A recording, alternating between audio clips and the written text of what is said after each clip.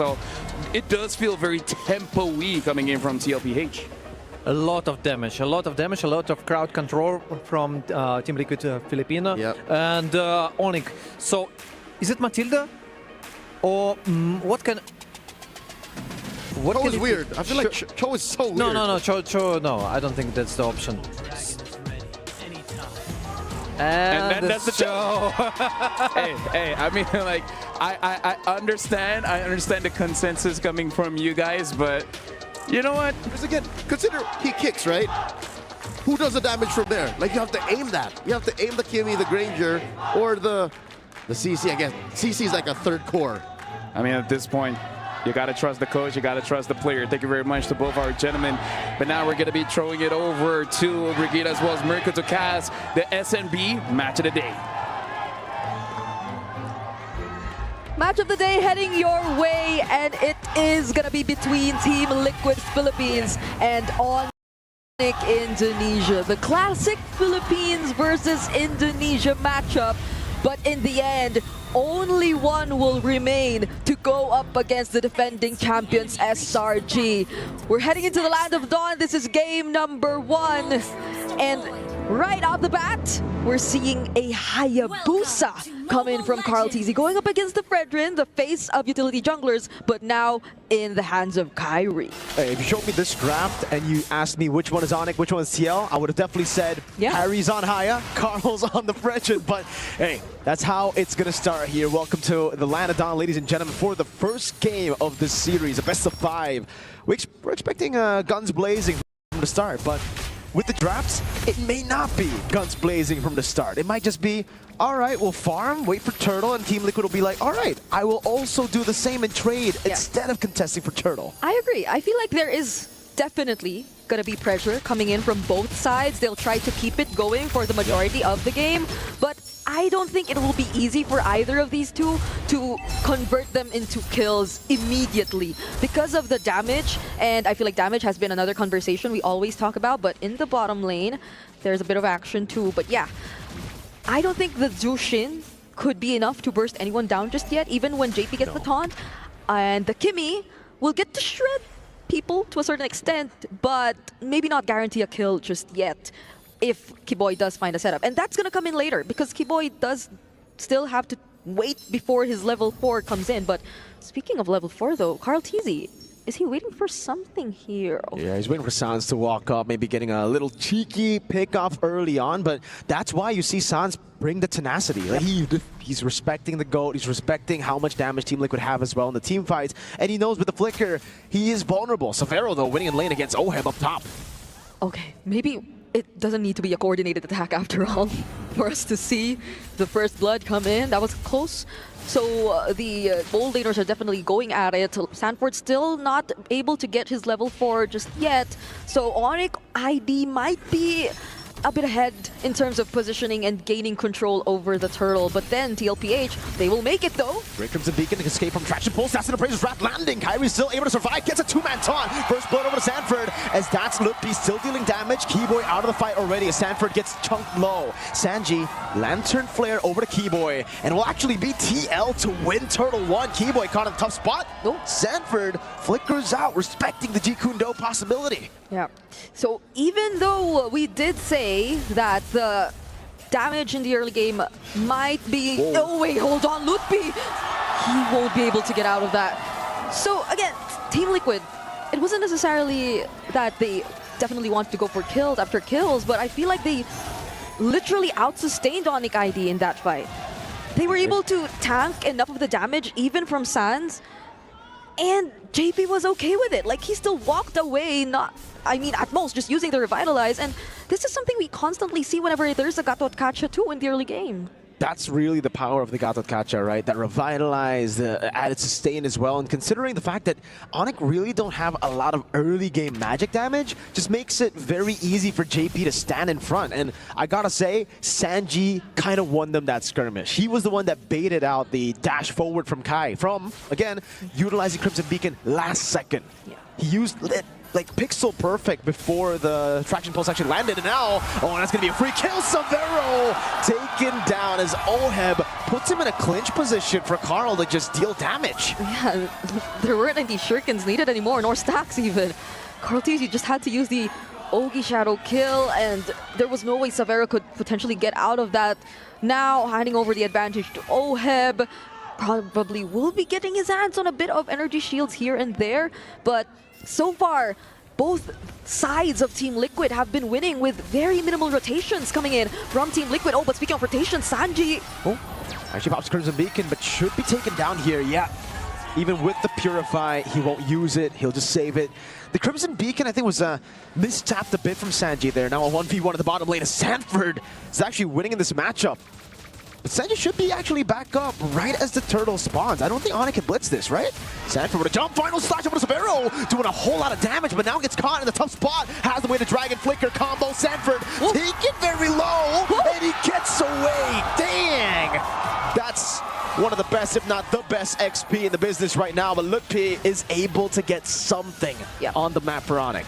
They'll have to say goodbye to JP for now, but either way, he doesn't have the AOG anymore. So they won't have ways to set up using the Gatot Kacha, even if he did stay in the game. And so they just decided to save Sanford, keep that advantage intact for Team Liquid, and they will just still hold on to the lead either way. They're up ahead by gold, 1,000 gold, and even despite all that chaos that happened in the mid lane, Oheb was just quietly getting all those energy shields up top. I mean, you could look at how the tier 1 up top is already at half HP, and so Oheb could definitely be a little more active in terms of joining Team Liquid in the fights, because it's not the middle lane duo that's doing majority of the work, because their sides are okay. They could just leave them be. You can see the SNB goal difference here. Only Kimmy Sans really holding an advantage here. We don't really count Keyboy, right? Because he's on a roam. Sanford's so quick with the Vengeance, man. And I'm not talking about the battle spell. This is going to be quite confusing, guys, all right? Lutpi has Vengeance, the battle spell. Sanford's second skill is Vengeance. Lutpi gets a turret down below on the CC. Oheb up top. It's just a trade. I think this is what we expected early on from Turtle 1, but we're seeing it Turtle 2 onwards. Oh wait, Keyboy though, holding the brush. Might not actually go for a setup, but it's a great mirror done by Onic ID so far.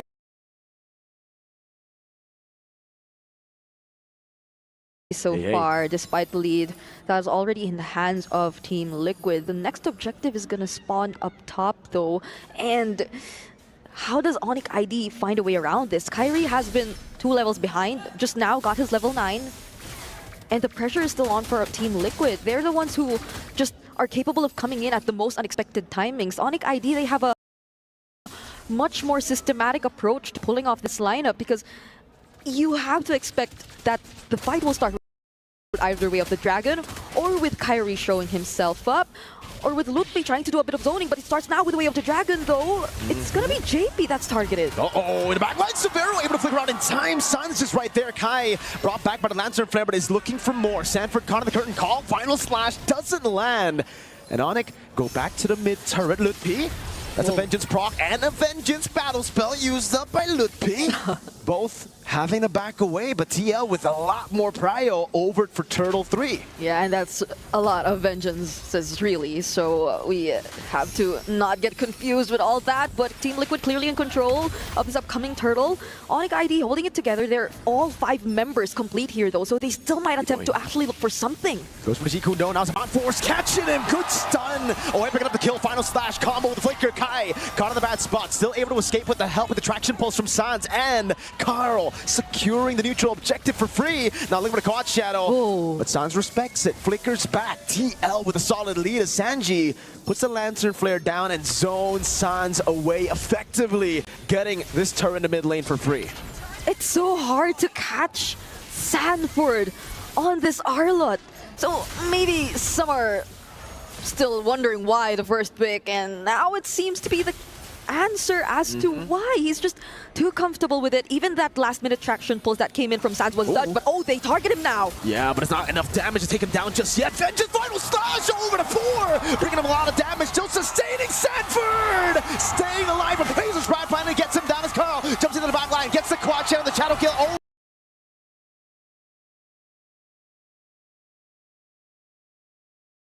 That Sans down, Savero kiting away, but Oheb finds finds a triple on the Harith, and it's just Severo left. Sanji wasn't afraid to stand in front of the faces of Onic ID. Oh, Carl TZ nearly got a shadow onto Severo, but Carl TZ and Sanji, they were the ones who did majority of the zoning and the threatening towards the backlines of Onic ID. I mean, you have to look at this.